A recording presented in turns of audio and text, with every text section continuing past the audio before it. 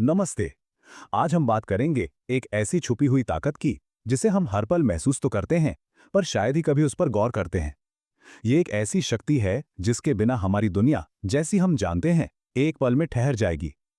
चलिए, घर्षण यानी फ्रिक्शन के इस अदृश्य विज्ञान की दुनिया में चलते हैं।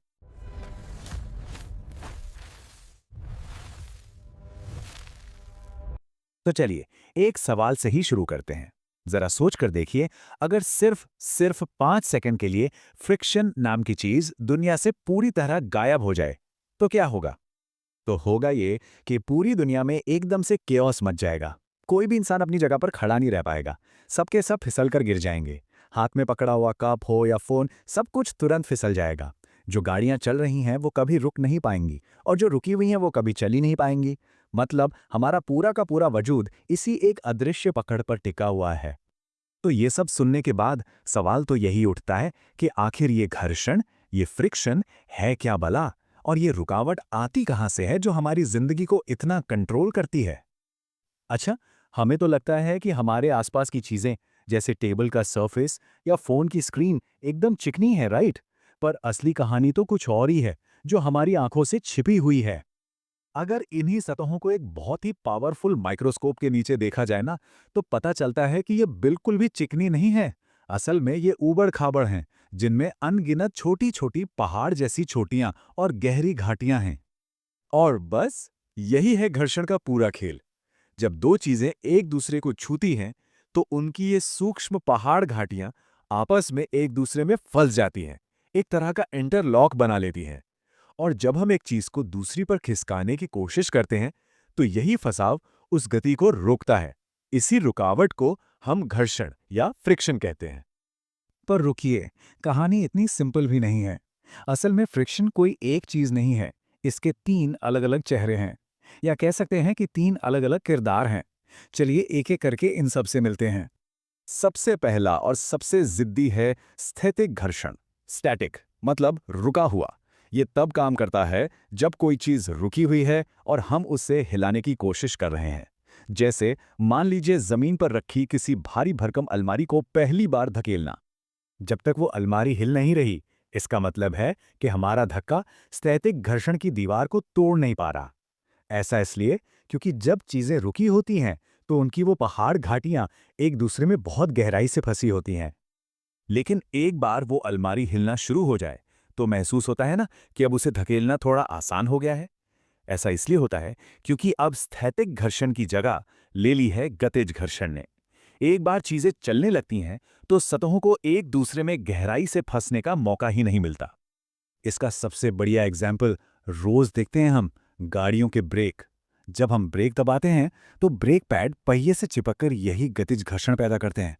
ये घर्षण कार की गति की सारी एनर्जी को गर्मी में बदल देता है और गाड़ी धीमी हो जाती है। अब सोचिए, अगर उसी भारी भरकम अलमारी के नीचे पहिए लगा दिए जाएं तो अरे फिर तो उसे हिलाना बच्चों का खेल हो जाएगा। यहां पर आता है हमारा तीसरा खिलाड़ी, लोटनिक घर्षण। जब कोई चीज रोल करती है या लुढ़कती है, तो सतहें आपस में फंसती नहीं हैं, बस एक दूसरे को हल्के से दबाती हैं। पता है, इंसानी इतिहास का जो सबसे बड़ा आविष्कार माना जाता है पहिया, वो असल में इसी साइंस का कमाल है। ये मजबूत सर्पी घर्षण को बहुत ही कमजोर लूटनिक घर्षण में बदलने का एक जीनियस तरीका था। तो फ्रिक्शन की कहानी सिर्फ ठोस चीजों पर ही खत्म नहीं होती। ये हवा और पानी जैसे तरल पदार्थों में भी मौजूद है। कभी तेज चलती गाड़ी या बाइक से हाथ बाहर निकाला है? हवा का जो जोर महसूस होता है ना, बस वही है फ्लूइड फ्रिक्शन। इसे वायु प्रतिरोध या ड्रैग भी कहते हैं। यही वजह है कि जो रेसिंग कारें होती हैं या बुलेट ट्रेन होती हैं, उनका शेप इतना नुकीला, इतना स्ट्रीमलाइन्ड क्यों होता है? ताकि वे हवा को आसानी से चीर कर आगे बढ़ सकें।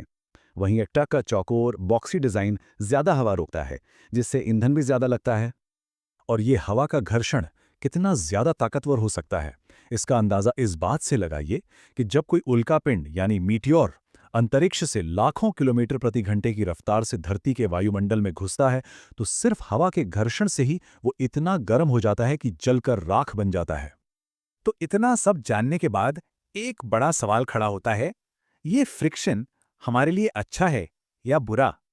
ये हमारा दोस्त है या दुश्मन? वेल, सच तो ये है कि ये दोनों ही है। एक तरफ देखिए तो फ्रिक्शन हमारे जूते घिस देता है, गाड़ियों के टायर खराब कर देता है और मशीनों की एनर्जी को गर्मी में बदलकर बर्बाद करता है। लेकिन दूसरी तरफ इसी फ्रिक्शन की वजह से हम चल पाते हैं, पेन से लिख पाते हैं और गाड़ियां सड़क पर अपनी पकड़ बनाए रखती है। तो कुल मिलाकर हम कह सकते हैं कि घर्षण एक नेसेसरी ईविल है, एक जरूरी बुराई। इसके बिना हम जी नहीं सकते, लेकिन इसके साथ थोड़े नुकसान तो जुड़े हुए हैं। तो असल में फ्रिक्शन ना तो दोस्त है ना ही दुश्मन, ये तो बस प्रकृति का एक नियम है। और हमारी पूरी की पूरी इंजीनियरिंग और टेक्नोलॉजी असल में इसी फ्रिक्शन को मैनेज करने का खेल है। देखिए, जहां हमें फ्रिक्शन कम करना होता है, जैसे गाड़ी के इंजन के पुर्जों के बीच, वहां हम तेल या ग्रीस जैसे लुब्रिकेंट्स का इस्तेमाल करते हैं। और दूसरी तरफ जहां हमें फ्रिक्शन बढ़ाना होता है, जैसे कार के टायरों में, वहां हम खास तरह के डिजाइन या ट्रेड्स बनाते हैं ताकि सड़क पर जबरदस्त पकड़ बनी रहे।